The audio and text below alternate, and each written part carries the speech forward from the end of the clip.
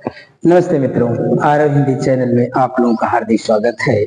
मैं डॉक्टर आजाद सर। तो हम लोग पढ़ रहे थे डीएलएड प्रथम सेमेस्टर, और उस प्रथम सेमेस्टर में कुछ प्रैक्टिस सेट हमने आपको बताए थे पिछले दिन की वीडियो में। पिछले दिन की कक्षा में आपको एक प्रैक्टिस सेट दिया गया था और हमने बताया कि इस प्रैक्टिस सेट में जहां भी आपको न समझ में आए, आप निश्चित रूप से कमेंट बॉक्स में लिखने का काम करिएगा, उस पर चर्चा किया जाएगा। यदि आप जानते भी होंगे तब भी उस प्रश्न को कम से कम समय में कमेंट बॉक्स में लिखें, ताकि ये क्लियर हो कि इतनी चीजों को आप जानते हैं। आज एक और प्रैक्टिस सेट हम देने की कोशिश करेंगे, जिसमें आपको मिलेगा, ये एक प्रश्न है और प्रश्न यह है, स्वर किसे कहते हैं?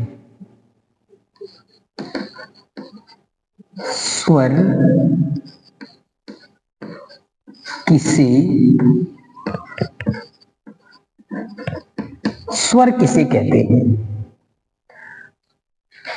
सोदाहरण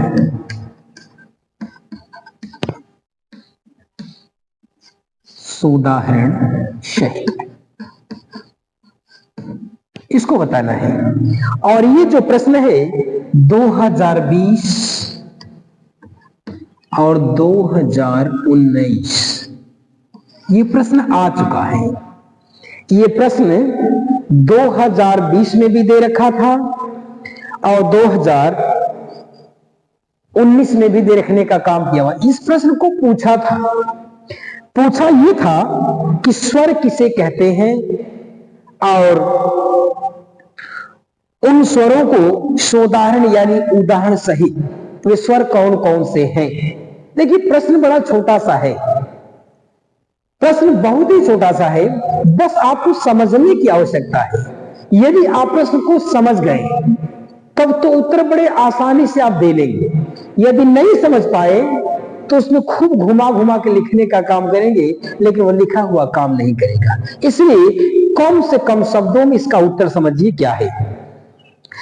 इसलिए जब ये कह रखा है कि स्वर किसे कहते हैं, पहली बात आपने पढ़ा है, स्वर और व्यंजन को आपने पढ़ रखा है कि स्वर किसे कहते हैं, व्यंजन किसे कहते हैं। इसको हमने आपको पहले ही पढ़ा देने का काम किया। अब जब आप जान जाए कि स्वर इसे ही कहते हैं तो सोदाहरण की आवश्यकता ही नहीं है। जो उदाहरण उसी को आप लिख दे, जो स्वर है उसी को उदाहरण में लिख देना है। अब ये कहता है कि स्वर कहते किसे, ये जरा बताना है। तो यहां पे ये कहना आपका उत्तर होगा,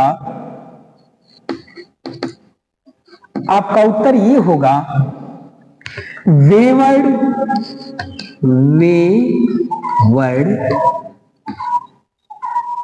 या स्वर, वेवर्ड या स्वर, वेवर्ड या स्वर, वेवर्ड या स्वर, इसमें कुछ है नहीं। कहता है जिनका स्वतंत्र प्रयोग किया जाता है। कहता है वे वर्ड या स्वर जिनका स्वतंत्र रूप से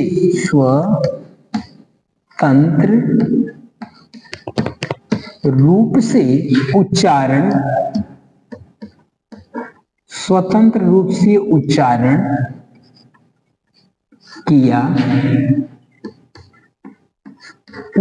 किया जाता है।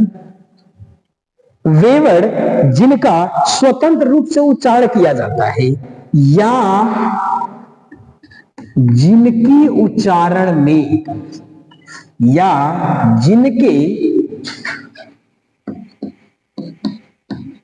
जिनके उच्चारण में किसी भी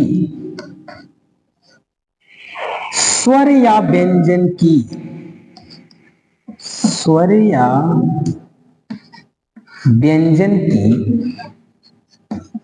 सहायता नहीं लिया जाए उसे क्या कहते हैं? स्वर कहते हैं। कुछ नहीं कहता है, इसमें पूछ रखा था 2019 और 2020 के पेपर में डीएलएड प्रथम सेमेस्टर में पूछ रखा था कि स्वर किसे कहते हैं। तो आपका उत्तर होगा कि वे वर्ड जिनका उच्चारण करते समय किसी का सहयोग, किसी की सहायता न लिया जाए। स्वर वर्ड जो वह स्वतंत्र होते हैं, उनका उच्चारण स्वतंत्र रूप से करने का काम किया जाता है, उन्हें हम क्या कहते हैं? स्वर कहते हैं। यानी ये कहना है कि जिनका उच्चारण स्वतंत्र रूप से करने का काम किया जाए या जिनके उच्चारण में किसी भी स्वर या व्यंजन का सहयोग नहीं लिया जाता हो, उसे हम क्या कहते हैं? स्वर कहते हैं। अब ये कहता है उदाहरण में आपसे पूछता है ना कि वो कौन कौन से, किसका प्रयोग। एक नंबर में तो इतना आपका काम चल जाएगा। दूसरा प्रश्न दिया, उदाहरण पूछता है। अब उसमें कहना जैसे, उदाहरण कहता है तो जैसे में आपका उत्तर होगा अ, आ, छोटी, बड़ी, छोटा ऊ, बड़ा ऊ, री, ए, ऐ, ओ, औ। 1 2 3 4 5 6 7 8 9 10 11। मैंने यही आपको बता रखा था कि हिंदी में जो स्वर होते हैं 11 होते हैं और लेखन के दृश्य में तो 11 होते हैं, लेकिन उच्चारण के दृश्य में कितने होते हैं? 10 होते हैं। तो ये उस प्रश्न का उत्तर था जो 2019 में और 2020 में पूछ रखा था कि स्वर किसे कहते हैं। तो आपका उत्तर होगा कि वे वर्ड या स्वर जिनका किसी के बिना सहयोग के उच्चारण किया जा सकता हो, उन्हें हम क्या कहते हैं? स्वर कहते हैं। और स्वर मूल रूप से स्वतंत्र होते हैं, उनका उच्चारण करने में किसी का भी सहयोग या सहारा लेने का काम नहीं किया जाता है, उन्हें हम क्या कहते हैं? स्वर कहते हैं। ये प्रश्न नंबर 1 का। और उसने पूछ रखा था, उदाहरण देने के लिए कहा था, उदाहरण में यही है, ये जो स्वर है इन स्वरों को लिखना है। अब आगे कहता है प्रश्न नंबर 2। प्रश्न नंबर 2 में कह रखा है ऊष्म व्यंजन कितने हैं? ऊष्म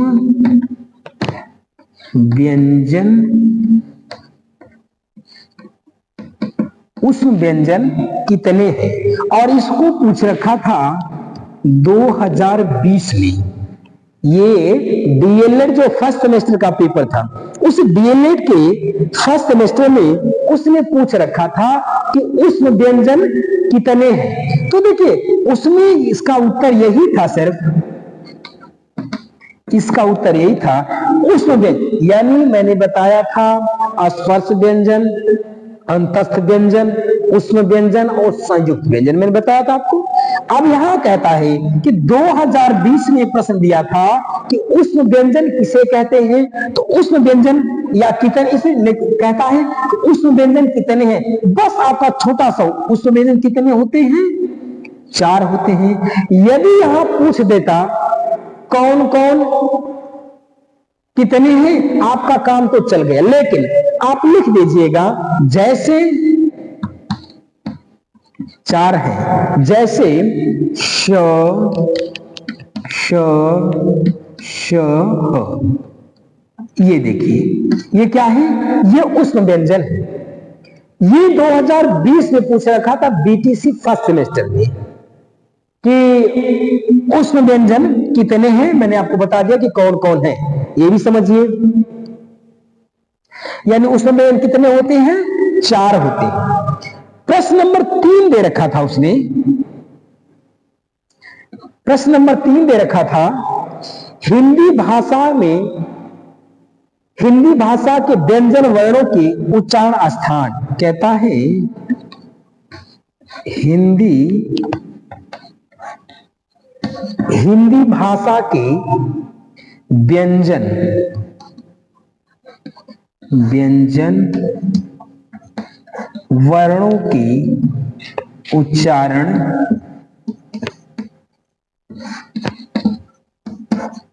हिंदी भाषा के व्यंजन वर्णों के उच्चारण स्थान के नाम ये पूछना चाहता है ना कि जो हिंदी भाषा में हम जिन व्यंजनों का उच्चारण करते हैं, जिन व्यंजन वर्णों का उच्चारण करते हैं, उन व्यंजन वर्णों का जो उच्चारण होता है तो उनका उच्चारण स्थान कहां कहां से होता है, यही पूछ रखा है ना। उच्चारण स्थान यानी जो हिंदी के व्यंजन वर्ण है, उन व्यंजन वर्णों के जो उच्चारण स्थान है, उनके उच्चारण स्थान कहां कहां से होने का काम करते हैं, यही उसने पूछ रखा था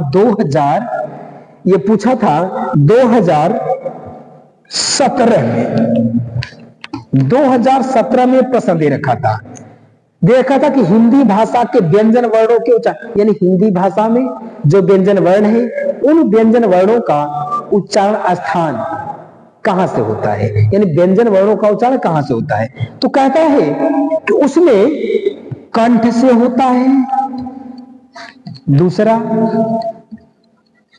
तालु से है, मूर्धा से, दंत से और होठ से।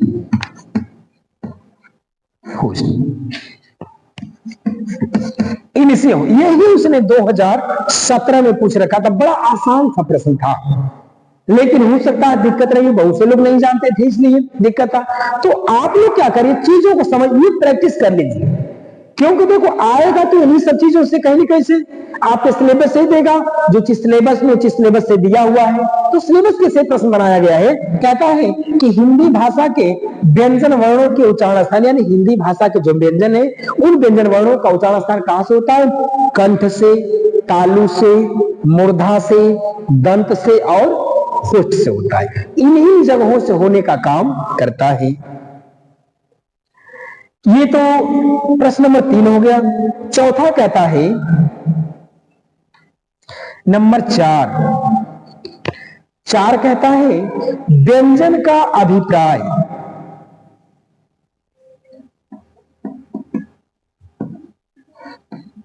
व्यंजन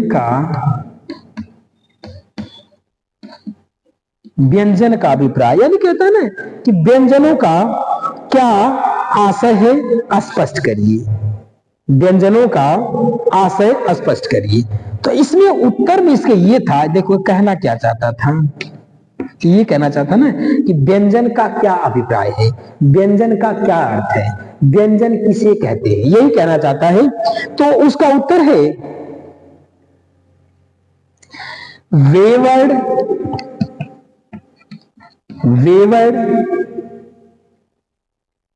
जिनका प्रयोग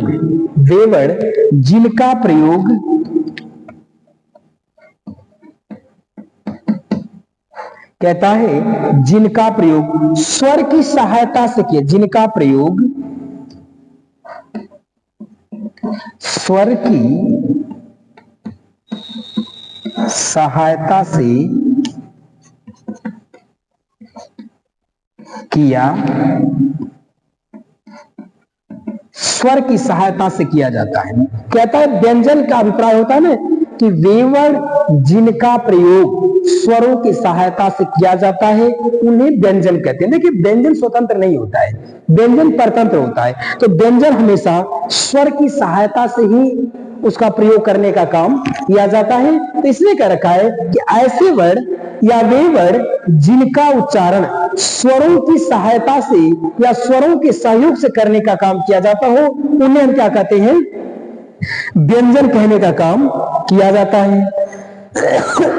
4 और अगला कहता है, प्रश्न नंबर 5 कहता है, 5वां प्रश्न था उसका, स्वराघात किसे कहते हैं।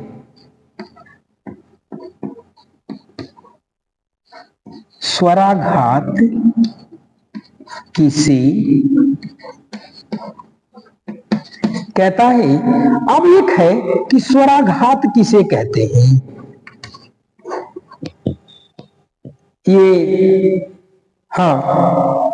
व्यंजन वर्णों का जो अभिप्राय था, ये पूछा था आपका 17 में।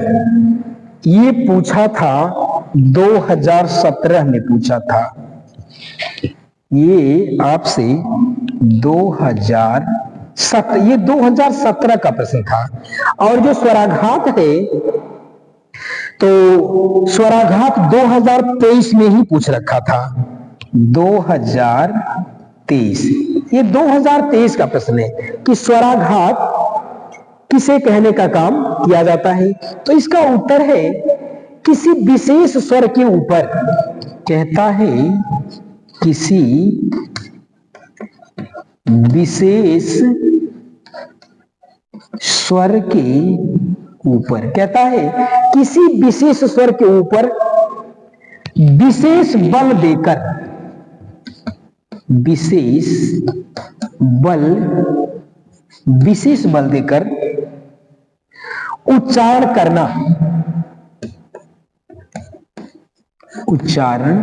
करना क्या है? स्वराघात। देखो उसने ये कह रखा है ना कि स्वराघात का मतलब ये कहता है कि जिस स्वर के ऊपर जोर दिया जाए, बल दिया जाए, बैलेंस दिया जाए, दबाव दिया जाए, तो जिसका भी प्रयोग किया जाएगा, जिस पे बल देके प्रयोग करने का काम किया जाएगा, उससे हम क्या कहते हैं? स्वराघात कहने का काम किया जाता है। तो ये प्रश्न दे रखा था आपका 2023 के डीएलएड प्रथम सेमेस्टर में ये प्रश्न दे रखने का काम किया हुआ था कि स्वराघात किसे कहते हैं। तो स्वराघात का मतलब होता है वह जिस स्वर पे विशेष रूप से बल दिया जाए, जिस पे विशेष रूप से आघात किया जाए, प्रयोग करने, उच्चारण करते समय जिसके ऊपर विशेष रूप से बल दिया जाए या दबाव दिया जाए, उसे कहते हैं स्वराघात कहने का काम किया जाता है। तो ये आपका रहा 5 प्रश्न। ये आपके आए हुए जो प्रश्न है, मैं उन्हीं प्रश्नों को आपको प्रैक्टिस करा रहा हूं, और हो सकता है इनसे तमाम प्रश्न आने की कोशिश भी होंगी। प्रश्न आ भी सकते हैं, जैसे आप लोग जब समझे रहेंगे, जाने रहेंगे, तो कोई दिक्कत नहीं होगा। यही से देगा, घुमा फिरा के आपके कोर्स से देने का काम करेगा। तो ये रहा आपका स्वराघात। आपने समझा, 5 प्रश्नों को आपने पढ़ा। अगला प्रश्न आप पढ़िए।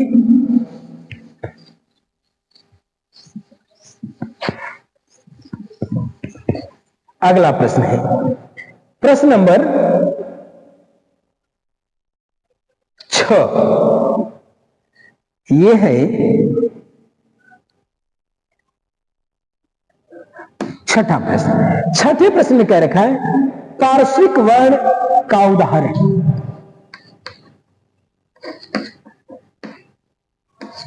पार्श्विक वर्ण का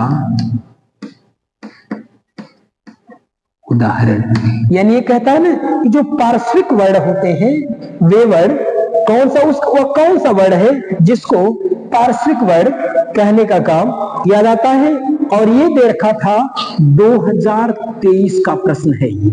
ये 2023 का प्रश्न है। कहता है कि पार्श्विक वर्ण का उदाहरण, यानी ये कहता है कि पार्श्विक वर्ण किसे कहते हैं। तो इसका उत्तर है पार्श्विक वर्ण किसको कहते हैं? वर्ण ल को कहते हैं। देखिए, ल को कहने में जिह्वा मुड़ जाती है, ल को कहने में जिह्वा खड़ी रहती है और वायु दोनों तरफ से निकलने का काम करती है। कहता है मुख द्वार बीच में ल होता है। अब इसमें क्या कहता है? मुख द्वार दोनों, मुख द्वार बीच से, मुख द्वार बीच से बंद हो जाता है। मुख द्वार बीच से बंद रहता है। हवा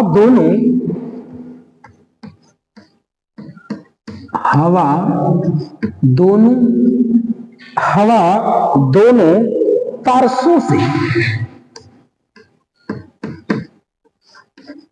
पार्श्वों से निकलती है।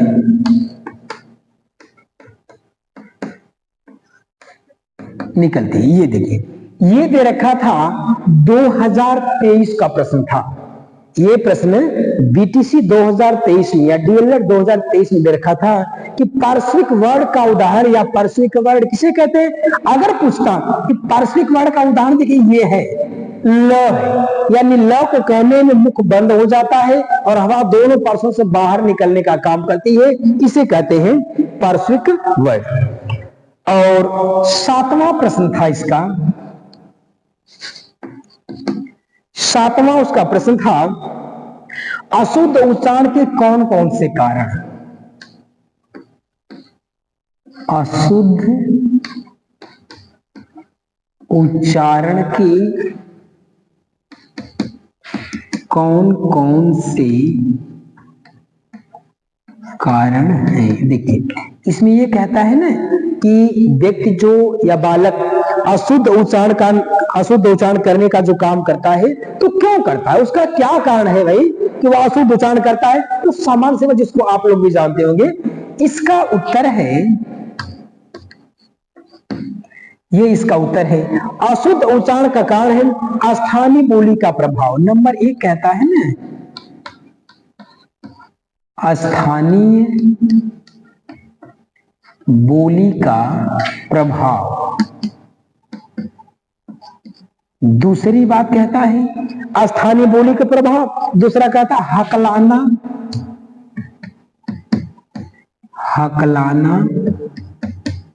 और तुतलाना। हकलाना और तुतलाना। देखिए ये जो प्रश्न दे रखा था आपका अशुद्ध उच्चारण का, ये 2023 का ये भी प्रश्न था, ये भी 2023 में पूछ रखा था कि अशुद्ध उच्चारण के कौन कौन से कारण या कौन कौन ऐसे कारण है जिसके कारण। देखो बहुत से कारण है, मैंने आपको सिर्फ 2 कारण बताया। यहां कहता है कि बालक अशुद्ध उच्चारण यदि कर रहा है, अशुद्ध उच्चारण करता है तो उसका क्या कारण भाई कि बालक अशुद्ध उच्चारण करने का काम करता है। उसका पहला कारण कहता है कि स्थानीय बोली का प्रभाव। बालक जहां रहता है, जिस प्रकार के परिवेश में रहता है, वहां जिस तरह की भाषा, जिस तरह की बोली का प्रयोग किया जाता है तो बालक उसको सुनता है और उसी तरह की बोली और भाषा का प्रयोग करने लगता है। ये भी एक अशुद्ध उच्चारण का कारण है। दूसरी बात कहता है वे बालक जो बालक हकलाते हैं और तुतलाते हैं वह भी अशुद्ध उच्चारण करने का काम करते हैं। तो ये है 2023 का प्रश्न, ये भी था। और 8वां प्रश्न था उसका,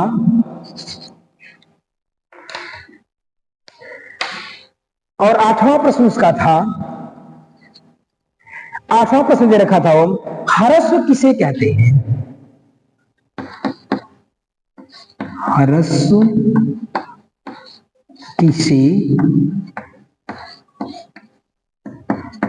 किसे कहते हैं, हमने आपको बता रखा था।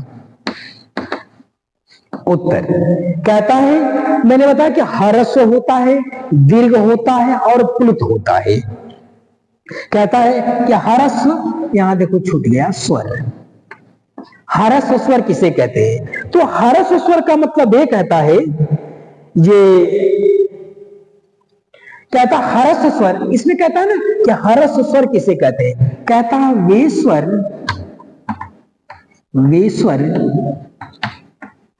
जिनका उच्चारण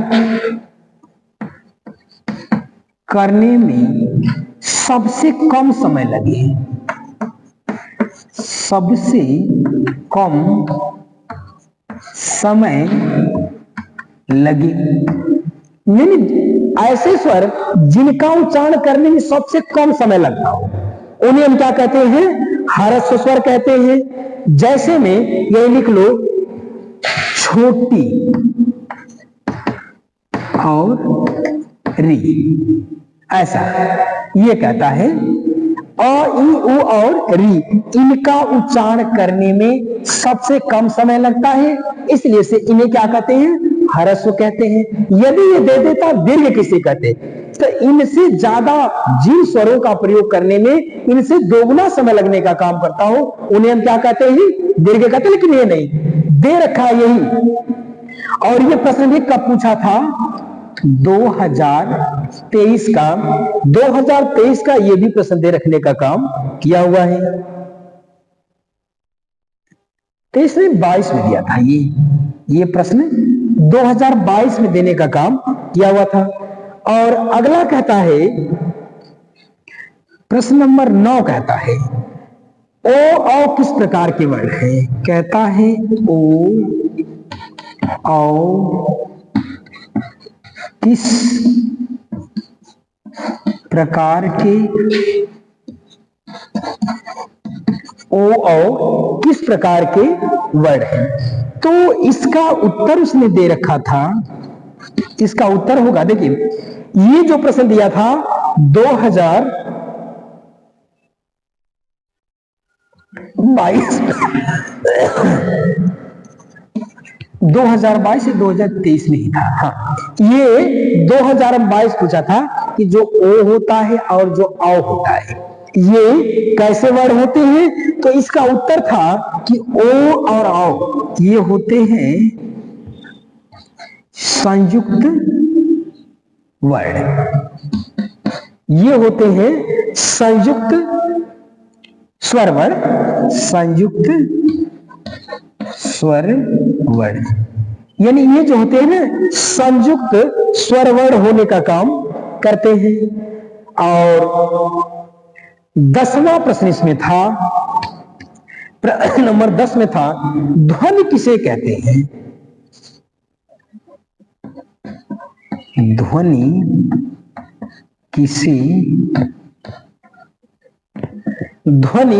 किसे कहते हैं?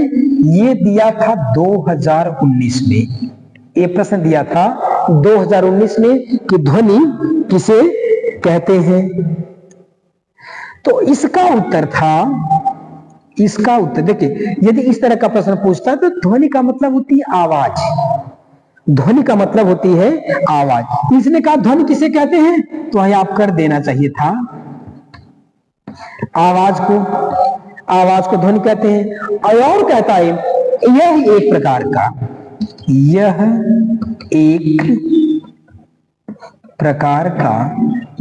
प्रकार का कंपन या विक्षोभ है। कंपन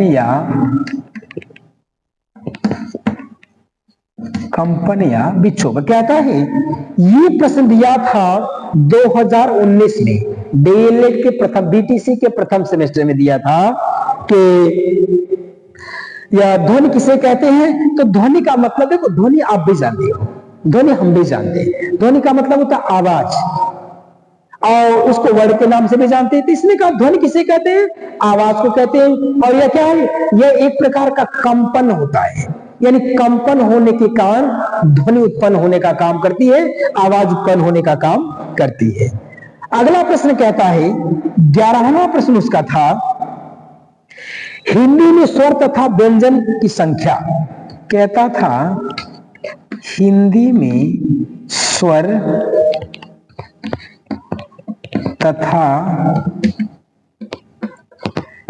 तथा व्यंजनों की संख्या, कुल मिलाकर हिंदी में स्वर तथा व्यंजनों की संख्या कितनी है? तो उसका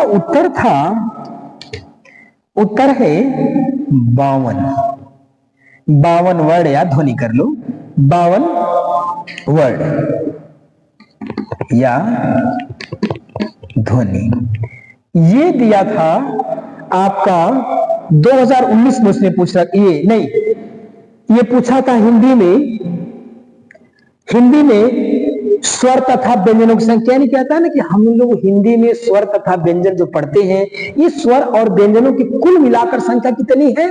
52 होती है। देखो कहीं कहीं आपको 50 भी मिलेगा, कहीं कहीं 57 मिलेगा, कहीं कहीं 48 मिल जाएगा, लेकिन है क्या है 52। कहीं कहीं 50 भी मिल जाएगा, लेकिन होता है 52, क्योंकि 50 तो होगा अढ़ उच्छित व्यंजन को अगर नहीं जोड़ा जाए, द्विगुण व्यंजन को नहीं जोड़ा जाएगा तो 50 सिर्फ होगा, उनको जोड़ा जाएगा तब 52 होने का काम करता है। तो ये रहा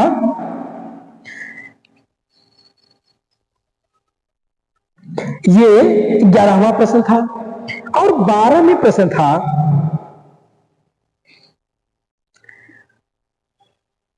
और प्रश्न नंबर 12 था देखो 12वां प्रश्न दे रखा था उसने, स्वर का भेद कितने आधार पर किया जा सकता है। कहता है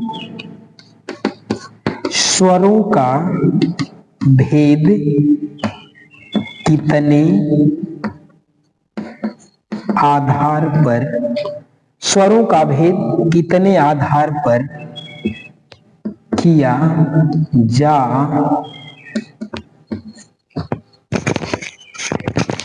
कितने आधार पर किया, यानी कहता है स्वरों का जो भेद है ना, यह कितने आधार पर किया जा सकता है। तो इसका उत्तर है, इसका उत्तर है, इसका उत्तर होगा 4 आधार।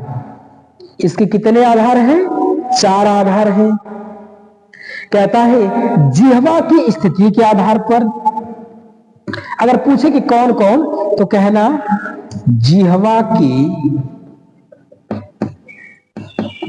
स्थिति के आधार पर, और होठ की स्थिति के आधार पर, उच्चारण की स्थिति के आधार पर, और आस्थान की स्थिति के आधार पर। यानी कुल मिला के ये उस समय का प्रश्न दिया था कि स्वरों का भेद कितने आधार पर किया जा सकता है। ये नहीं पूछा था कौन कौन, पूछा था कितने आधार पे। तो 4 आधार है। पहला है, बता दे रहे हैं कि जिह्वा की स्थिति के आधार पर, उच्चारण के आधार पर, समय के आधार पर, और होठों के आधार पर करने का काम किया जाता है। तो ये आपका रहा प्रश्न नंबर 12। तो 12 का था स्वरों के भेद कितने आधार पर करने का काम किया गया था। तो स्वरों का जो भेद है वह 4 आधार पर किया जाता है। और अगला प्रश्न आप समझिए,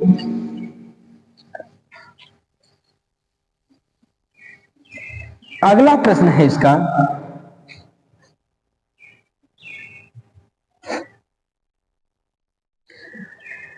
अगला है ये अक्षर समूह का दूसरा नाम। एक प्रश्न उसे दे रखा था, प्रश्न नंबर 13 है अक्षर समूह का, अक्षर समूह का दूसरा नाम। देखो ये पूछना चाहता है ना, ये आपका उत्तर होगा। और ये दिया था 2015 में पूछा था, 2015 बीटीसी में पूछा था। ये उसने पूछ रखा था कि अक्षर समूह का दूसरा नाम, यानी हम जिन अक्षरों को पढ़ते हैं, जिन वर्णों को पढ़ते हैं, तो उसका दूसरा नाम क्या है। यानी अक्षर समूह का दूसरा नाम है वर्णमाला। यानी अक्षर समूह का दूसरा नाम है वर्णमाला या अक्षर समूह। ये देखिए, यही प्रश्न पूछ रखा 2015 में, उसने यही पूछ रखने का काम किया था कि अक्षर समूह जो है, यानी अक्षरों का जो समूह है, उन अक्षरों के समूह का दूसरा नाम क्या था। तो उसका नाम था वर्णमाला था। और अगला प्रश्न है प्रश्न नंबर 14 में कहता है अग्र स्वर किसे कहते हैं। अग्र स्वर किसे कहते हैं। तो उसका उत्तर है, ये अगर पूछे कि अग्र स्वर किसे कहते हैं, तो देखिए जिह्वा के आधार पर कहता, जिह्वा के 3 भाग होते हैं, अग्र भाग, पश्च भाग और मध्य भाग। इसने क्या पूछ रखा था कि अग्र स्वर जिह्वा के, ये अग्रस्वर, तो अग्रस्वर किसे कहते हैं। अग्रस्वर का मतलब जिह्वा का अगले वाले भाग से जिन स्वरों का उच्चारण होता है उन्हें क्या कहते हैं, अग्रस्वर कहने का काम किया जाता है। जिसको क्या कहता है कि जिन स्वरों का उच्चारण, जिन स्वरों का कहता है, जिन स्वरों का उच्चारण या उच्चारण करने में, जिन स्वरों का उच्चारण या उच्चारण करने में जिह्वा का अग्रभाग, जिह्वा का अग्रभाग कार्य करता हो, कार्य करता हूं, उसे अग्रस्वर कहते हैं। तो कहता है जिन स्वरों का उच्चारण करने में जिह्वा के, मैंने बताया कि जिह्वा के 3 भाग, ये अग्रभाग, पश्च भाग और मध्य भाग। कहता है जिन स्वरों का उच्चारण करने में जिह्वा का अग्रभाग का अगला भाग काम करता हो, उसे कहते हैं अग्रस्वर कहने का काम किया जाता है। इसे ही अग्रस्वर कहने का काम किया। अगर पूछ दे आपसे कि वो अग्रस्वर कौन कौन है, तो आपका उत्तर होगा ए, ये ई, ए, आई। और प्रश्न नंबर 15 में था उसका, प्रश्न नंबर 15 में दिया था पश्च स्वर किसे कहते, ठीक वही का प्रश्न है। पश्च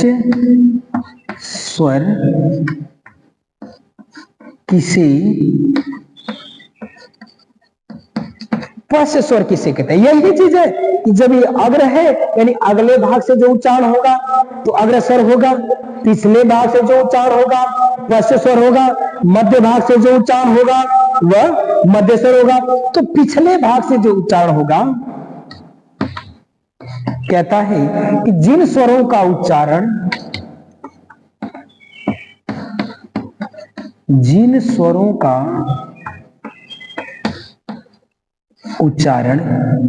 पश्च भाग काम करता हो, जिन स्वरों का उच्चारण पश्च भाग से होता हो, उन्हें पश्च स्वर कहने का काम किया जाता है। और पश्च स्वर में क्या है, आ, ई, बड़ा ऊ, ओ, औ। ये पश्च स्वर है।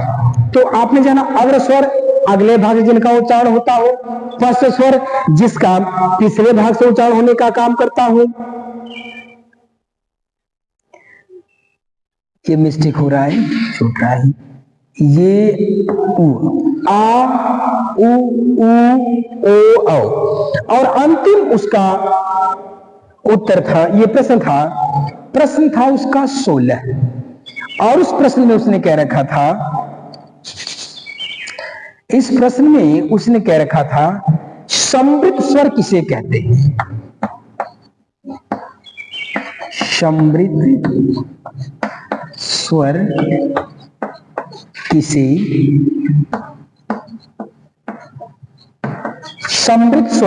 किसे कहते हैं। तो समृद्ध स्वर का मतलब ये कहता है, उत्तर में है कि जिन स्वरों का उच्चारण में जिन स्वरों